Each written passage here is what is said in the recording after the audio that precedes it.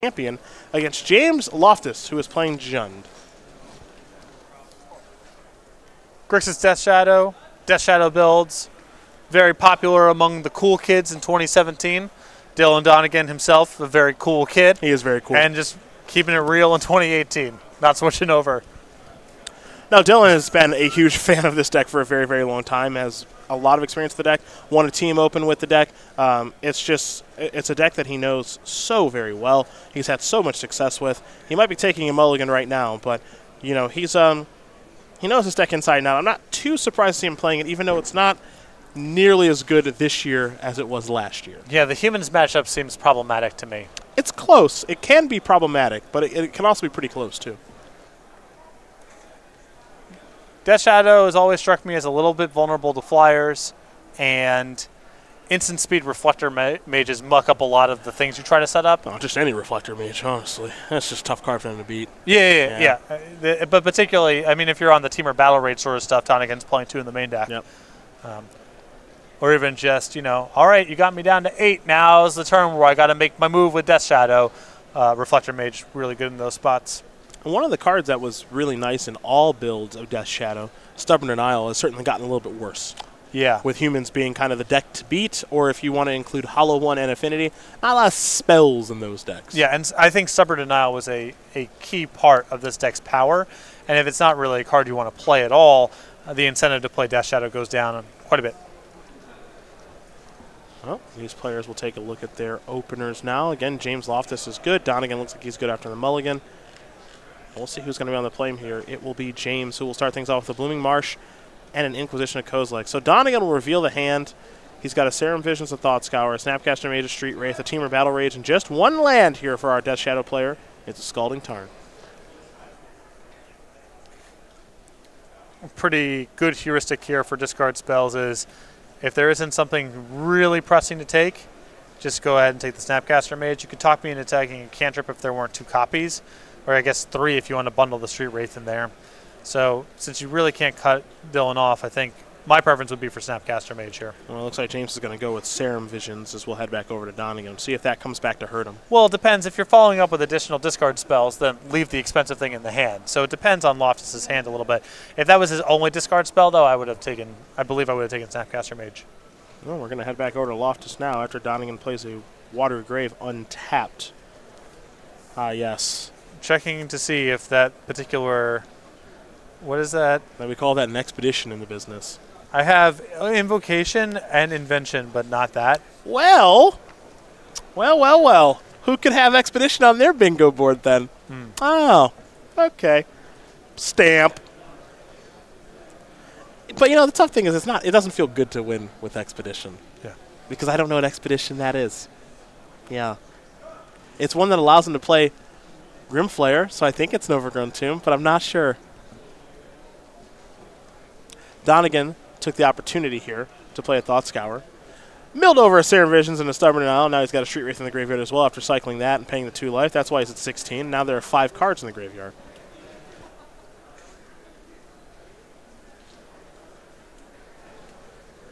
Let's make it 6 with a Scalding Tarn. It's funny how formats change in Magic. You know, it doesn't seem like that long ago that everyone was playing Grixis Death Shadow.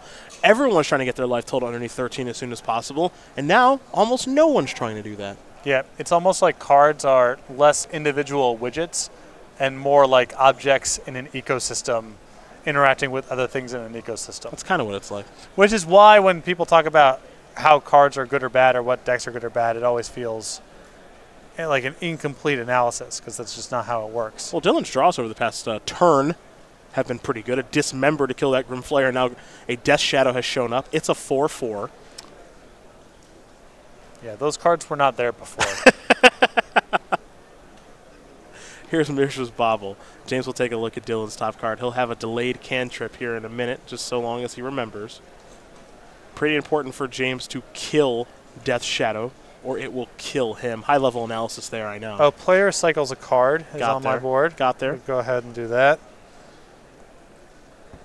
Now, as far as I remember, please correct me if I'm wrong, you've never won bingo, correct? I have not. Okay. I'm 0-X. This could be your weekend. And let's not act like you're not going to celebrate, because I know. You're someone who it will be a huge weight off of my shoulders. Okay. You're muted, but I know that you track those Fact or Fiction polls too. See who won. Yeah. So don't act. Let's not act X like and O and Fact or Fiction. yeah, X and bingo. Yeah, let's not act like the bingo win doesn't matter. Here's a Tassiger, which is big at 4-5, but not as big as one would think. Come on, Snapcaster Dismember. Yeah. Well, at least you're honest. Come on. That would be the ultimate punishment, right?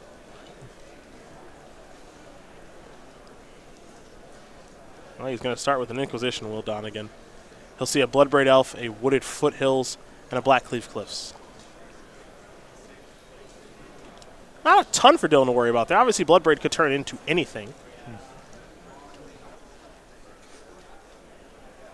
And Donegan will just pass the turn back. Remember, he still has Temur Battle Rage in hand also. Loftus is aware of that. Donegan couldn't attack this turn, but, you know, we've seen Death Shadow quite a bit. I think Donegan may want to be attacked. Well, also, I mean, from Donegan's perspective, let Loftus go ahead and cast this Bloodbraid Elf, see what happens, work with that information, and maybe get in a little bit closer here to the Temur Battle Rage range. With the Snapcaster Mage in hand, too, he's got, you know, waiting here is not the worst thing for Donegan, assuming that Loftus is not able to find a removal spell with the Bloodbraid Elf. If he can kill the Death Shadow, then Donegan's position gets bad really fast because he's just so likely to die. Basic Forest here from James Loftus. You saw him play a Mishra's Bauble pre-fetch. And we know about the Bloodbraid Elf and land in hand here for James, so I think we'll be seeing the powerful 3-2 that does some cascading in a moment. But first, he'll bobble himself. Now, here's Bloodbraid. That is a hit. Yeah, that's a big one. Unless Dylan has Stubborn Denial, which he does not. Minus. Death Shadow down. Now you're clear for takeoff. In for 7. Donegan will fall down to 2, and he says, I can't win anymore. So James Loftus will win game number 1 here over Dylan Donegan. Traverse Jund with a timely Liliana of the Veil. Going to be up a game here over Grixis Death Shadow. Both these players, they're going to go to the drawing board. They'll sideboard, get ready here for game number 2, and we'll talk about their sideboards here in just a bit.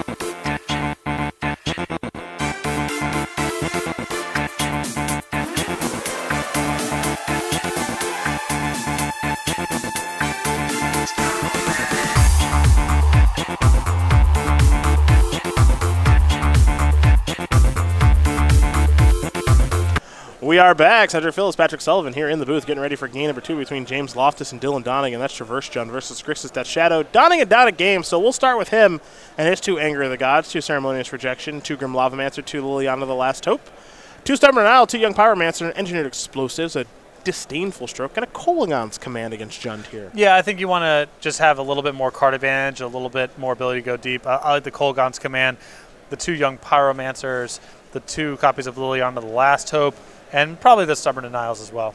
We'll go back over to James, who's got 2 Kitchen Finks, 2 Anger of the Gods of his own, 2 Damnation, 2 Dampening Sphere, a Slaughter Games, an Ancient Grudge, Liliana the Last Hope, Olivia Valderin, Collective Brutality, Abrupt Decay, and Back to Nature, all as 1-0s. Very Jundy sideboard here. I'd bring in the Decay and the 2 copies of Damnation. Probably leave it at that. I do like Damnation. Yeah, Damnation's great here. Well, these players are going to get ready here for game number 2. Looks like Dylan going to go down 6. Dylan is stoic right now. What do you think is going through his mind right now? Caption that photo. I don't have it. No? I don't even have a guess. No? James going down to 6-2. Kind of sucks that I lost game 1. Still early. You know what I know what he's thinking about. SCG game night. Ooh, unlikely. But let's talk about it. You talk about it. Well, anyhow, you can head over to go.starcitygames.com/game night. Find out more information about game night. Every month we send kits with pins and tokens to stores that are signed up for game night, and then stores run game night however they want to. Any day of the week, any format. Just get players in the store on a regular basis for some fun and friendly magic. This is the May kit, Feline Focus. We got a couple more coming out that I don't think I've seen yet, although I'm not sure. June, Prehistoric Playtime, and then in July, Playing with Fire. It's a dragon. You get it. You get it. Go.starcitygames.com/game night. Find the game night closest to you. In stores, if you want to get signed up for game night, contact your Star City Games in-store play representative. Dylan thinking about his 6-card hand now. That's what I think he might be thinking about. All right, Street Wraith. He scryed to the top. Dylan scryed to the top. James scryed to the bottom. Dylan falls down to 18. Bloodstained Mire. Pass the turn.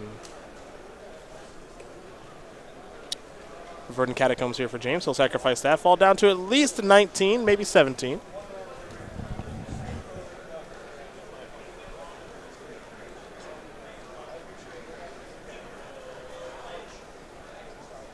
That'll be a basic forest.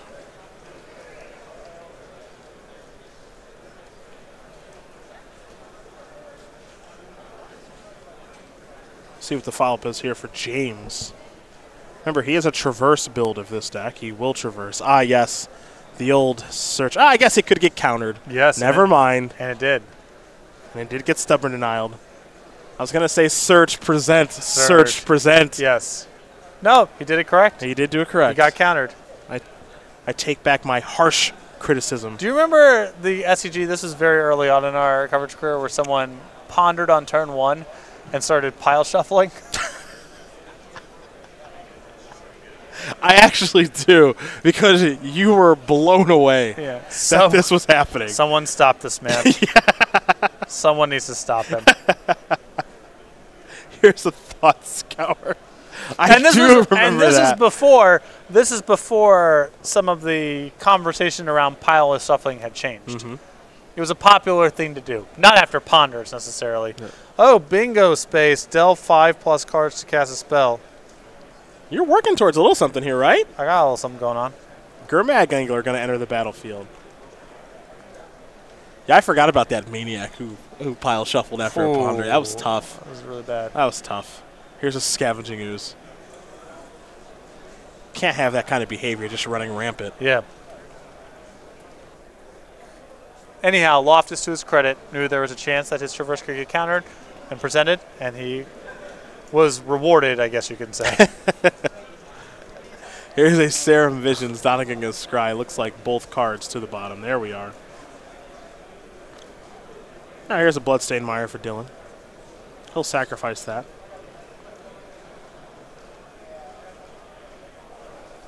Dylan out here just doing his thing as he's searching up his team vents. Oh, wow, I actually can't hit the traverse spot. I did not think that was going to happen. Okay, okay. I have traverse cast with Delirium. Yeah. Let's go, James. Scry 2 here with Serum Visions.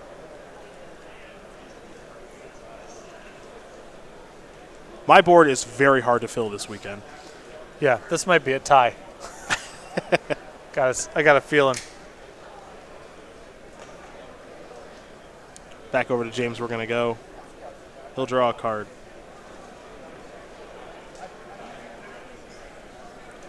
That'll be another Verdant Catacombs. That's his third land of the game.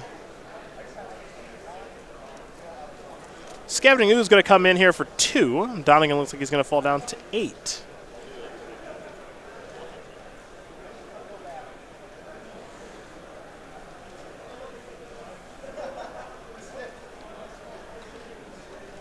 A follow-up here for James Loftus, who hasn't really done much this game, or the last one, truth be told.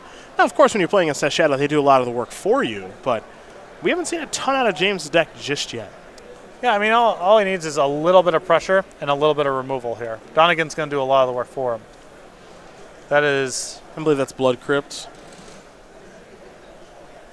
I have the Expedition. Me.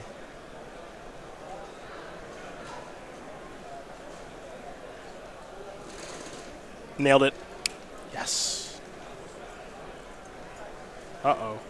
Terminate. I'm going to take care of the big fish.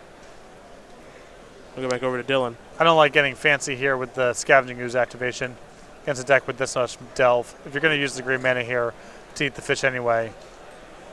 I suppose it cuts off Snapcaster Mage for a cantrip. Yeah. I get what you're saying, though. Here's Young Pyromancer. All right, a new plan. Here's Serum Visions. Make a 1/1.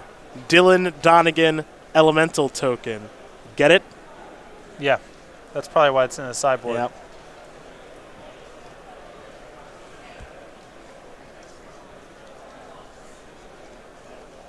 He got that token from winning Invitational in Seattle many moons ago. Yeah. Well, he can split the difference here, right, if he wants to. Get out the Donegans if he thinks he's winning and bust out the CVMs if it's not going well. Bust out the Van Meters? Yeah.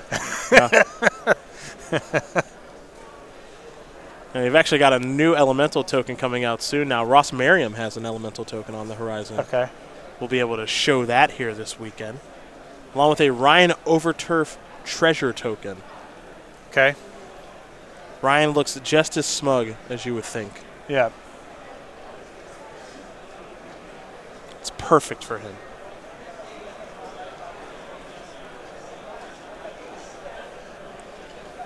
Did I get one in this round? I can't recall. I know there was something. Following round. Following round, Yeah. okay. It's a secret, though. That's Yeah. a secret. James going to remove that Gurmag Angler now, so the ooze will grow and gain a little bit of life there for James Loftus as he untaps and he'll draw a card. Kishin Finks and Tarmogoyf in hand here for our Traverse Jund player, among other cards. Nottingham's never gotten too explosive here, as it looks like he will block very quickly with that Elemental token. And now, the kitchen, it Finks. Some Finks in the sink. Up to 14 goes James. Back to Donegan we go. This was a very... Oh, boy. Oh, boy. Yes. Oh, boy. Love it. Player Hardcast Street Wraith not on either bingo board. That's for sure. Can't decay it. Can't fatal push it. Lost has got a swamp. Can't bolt it. Can't bolt it. Nope. Kolaghan's command it? Not really. It's getting dirty out here. But can you largely ignore it? Most likely, yes. Yes. Yeah, I mean, yeah. Another Kitchen Finks here for Loftus, going to bring him up to 16. Donegan will draw.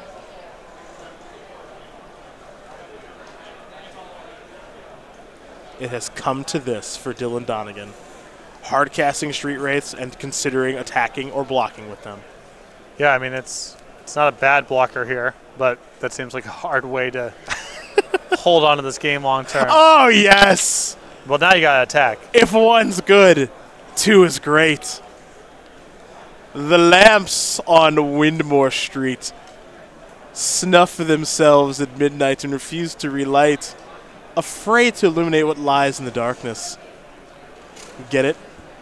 Yeah. Because the Wraith, they would see the Street Wraith. Right. That's why. A couple of Tarmogoyfs, which, as you can tell, are not bigger than Street Wraith. Draw a card.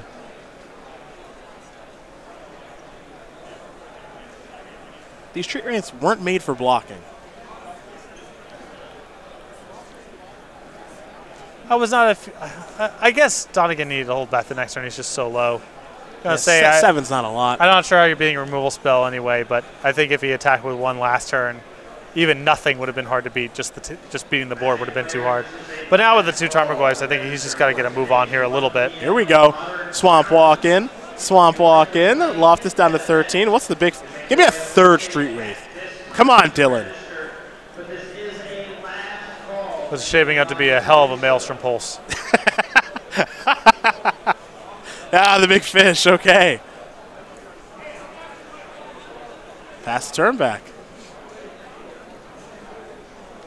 We are Street Wraithing here, folks. Loftus will draw.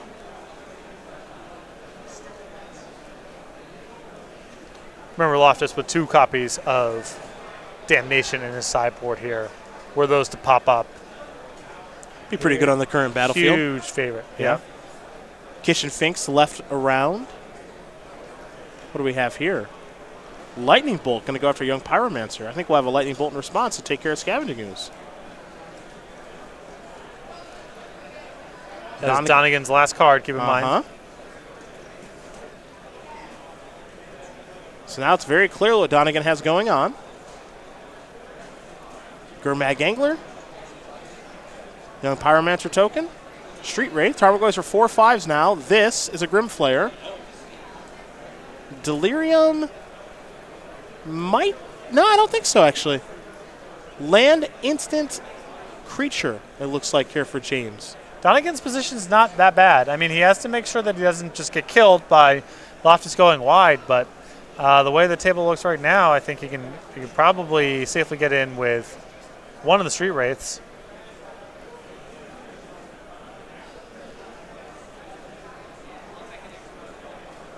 The big question is, what did Dylan Donegan draw? And Donegan still needs to be, I think erring on the side of being risky here. Any removal spell or even just getting another card type in the graveyard to get the Tarmogoyfs to be larger than the Gurmag Angler, and his position gets really bad. He's going to hang tight for a turn. Instant, creature, land, and sorcery actually in the graveyard there for James Loftus because of the Traverse.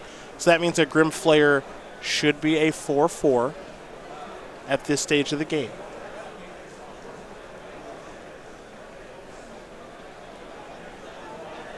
But again, the question is, what did Dylan Donegan draw? Loftus, well, we're going to find out now, aren't we? Yeah, very easy blocks here for Donegan. Okay.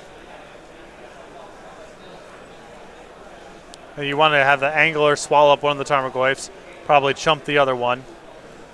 I suppose you could try to stack a token and a Street Wraith in front of the Grimflayer. Yeah, but I think Donegan wants to keep all of his stuff, maybe? Yeah, he also wants to keep the Grimflayers, too. Oh, sorry, excuse me, not the Grimflayers, the Street Wraiths, too. Because if the battlefield is going to remain cluttered, it would be nice to keep an evasive threat out there, too.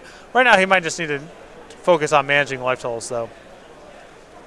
Maybe this is a little bit better, because Donegan loses very little in this exchange. Yeah, he's taking 4, one or the other from the Tarmogoyf, so he might as well eat the Grimflayer for his trouble. Mm-hmm. All right, so Finks will return with the Persist triggers. Loftus is going to go up to 17. Tarmogoyf should live, right? That Tarmogoyf shouldn't die. No, one of them did. The other one didn't, right? Well, no, Angler ate a Flare. Oh, yeah. That Tarmogoyf should be on the battlefield still. We'll fix that. Right, because the token chumped the Tarmogoyf. Yeah, it got blocked by a token. Right. Yeah. Right, yeah. Now we're good. But what Loftus' attack did for him here is he gets Donegan down to lethal with all of his threats next turn, and it's 4 creatures against 3. So Donegan needs to produce something. And Donegan should be at 3 from the hit he took from the turn. Right, yeah. He falls down to 3. Oh, if he's falling down to 3, then he can let the Finks through next turn. It's true. And then he's still going. So Loftus might not be in a position to attack for lethal next turn. Donegan will play a Water Grave and pass the turn back. Loftus will draw. He's drawn another land. And no creature lands hanging out there, right? Mm-hmm.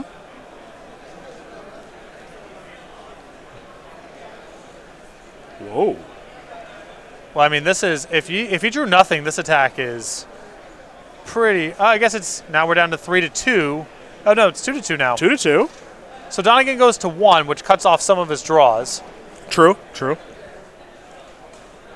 Be a good turn to draw. I don't know. Death's Shadow. Yep.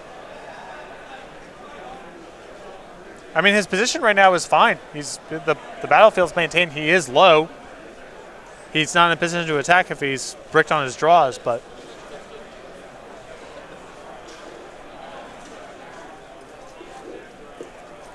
It's a curious position.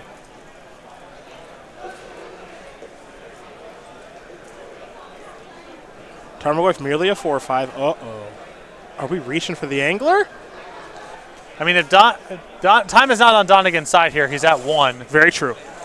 If it's at all justifiable, okay. There.